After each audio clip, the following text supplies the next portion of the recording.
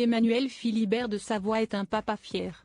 Après s'être marié avec Clotilde Courreau, en 2003, à la basilique Sainte-Marie, à Rome, en Italie, le prince et son épouse ont accueilli 2 filles, Victoria née en 2003, et Louisa qui a vu le jour en 2006.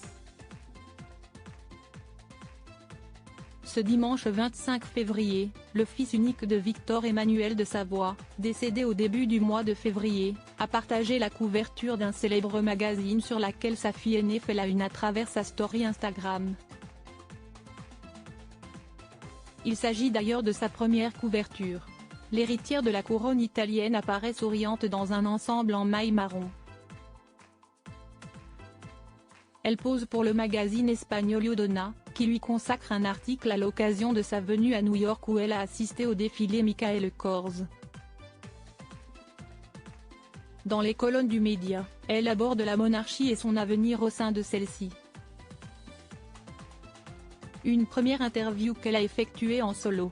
Sur l'image partagée par son père, Emmanuel Philibert de Savoie a également ajouté un tendre cœur rouge. Une touchante attention. Victoria et Louisa de Savoie, leur évolution physique. Victoria de Savoie, comment elle se prépare à son futur rôle depuis la mort de son grand-père, elle est officiellement la nouvelle prétendante au trône d'Italie. D'après la loi, son père devait accéder au trône si la monarchie était restaurée. Mais Victor Emmanuel avait fait abolir la loi salique. La princesse Victoria est donc à présent l'héritière de la maison de Savoie, son père ayant annoncé vouloir abdiquer en sa faveur. Dans une interview accordée à Point de Vue, en juin 2023, Emmanuel Philibert de Savoie expliquait que sa fille aînée se préparait déjà à son futur rôle, entre joie et appréhension.